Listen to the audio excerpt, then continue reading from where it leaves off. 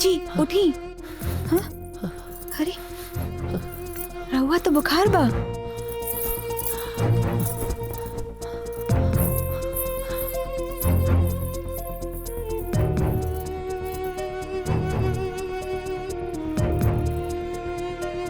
Hello Sanjay भैया, यहाँ की तबीयत बहुत खराब बा। कौनो डॉक्टर लेके आई ना।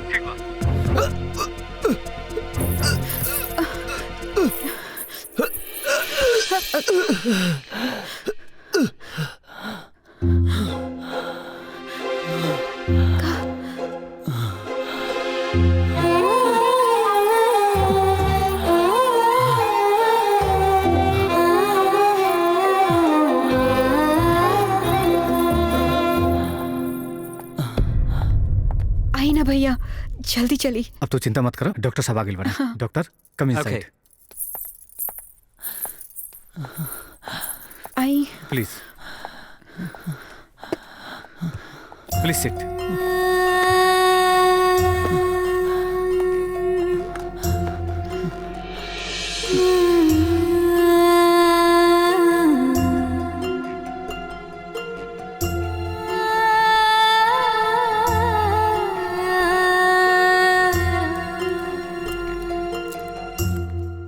It's just a viral fever. I'll give some medicines. I'll come tomorrow and check on him.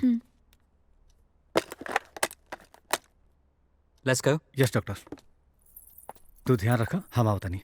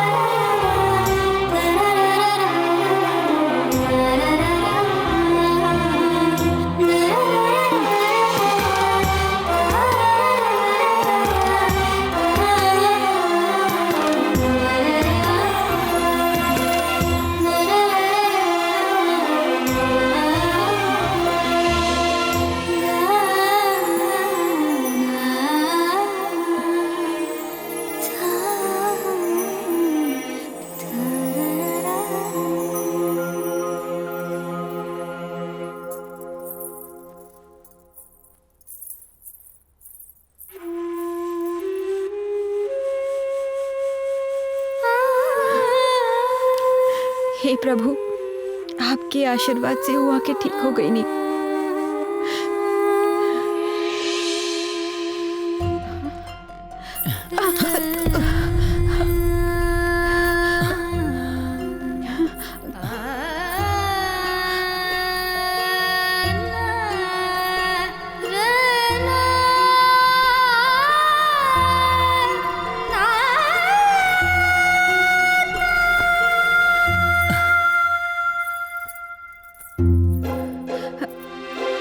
बैठी, हम पानी लेके आवतानी।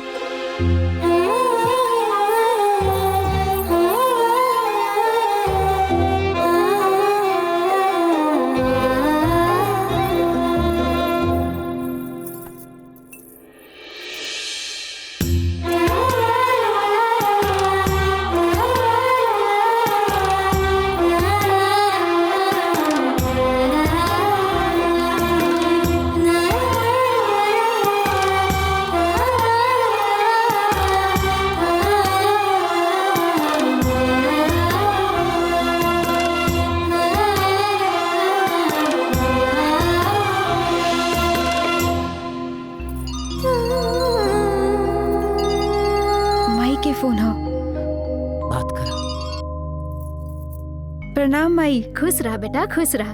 दामाद जी कहाँ बानी? ये बानी। Pranam. खुश रही बाबू। तुलसी ख्याल रख लेना बाबू। जी कोनो गलती हुई तो माफ कर दे बाबू। तुलसी, जी माई। दामाद जी के खूब ख्याल रखिया। जी। और हमरा के नानी का बनावत अरु। माई हम थोड़ा देर में आपके फोन करब। अरे फोन काट देलस।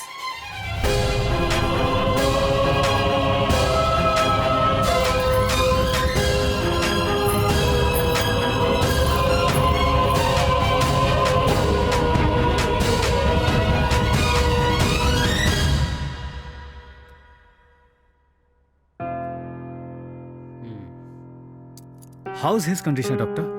He's doing perfectly fine. Thank you doctor. Don't thank me. Thank your wonderful, caring wife. Doctor साहब कहता नहीं कि उनके दवा से ज्यादा काम के लिए इनका सेवा सत्कार। Take care of yourself. जी थैंक यू डॉक्टर। प्लीज।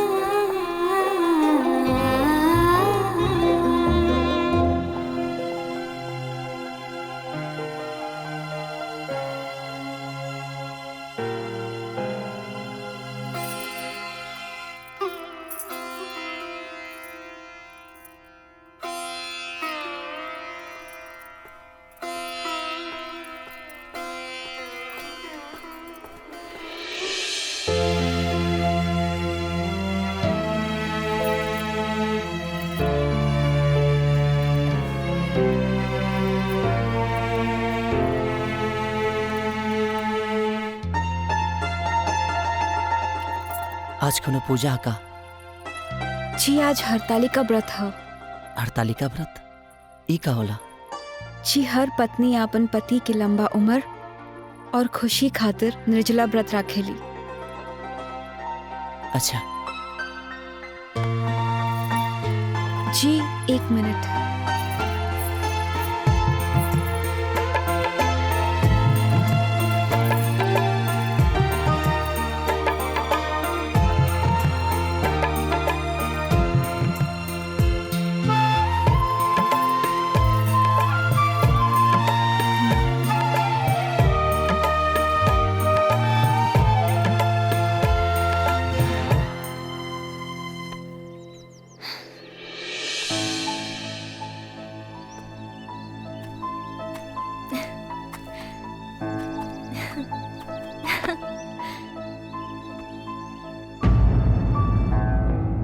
का बात बा?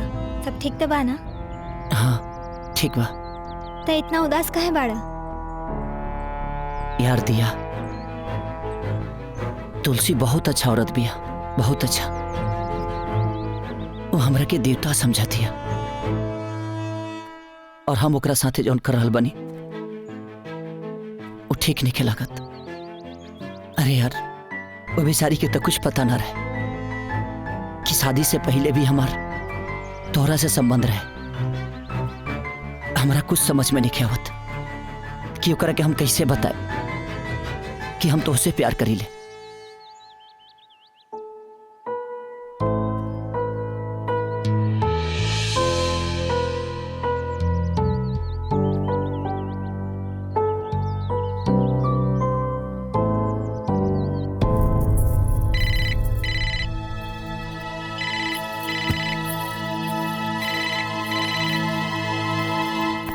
हेलो। हाँ दिया, का बात बा?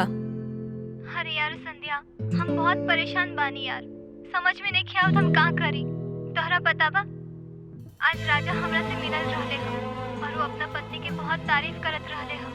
कहा तारीफ कि वो बहुत अच्छा औरत बिया कि हम ओकर दिल नहीं के दुखा सकत। अब हम का करी यार? एमे हमार का गलती बा? पता ना हमार प्यार के कौन ग्रहण लागल बा। हमरा कुछ समझ में नहीं आवत संध्या। तू चिंता मत कर दिया, ऊपर वाले के घर में देर बा, अंधेर ना। थैंक यू यार संध्या, तू ही एगो बाड़ू जे हमार दिल के तकलीफ समझ सकेलो। By Sandhya. बाय।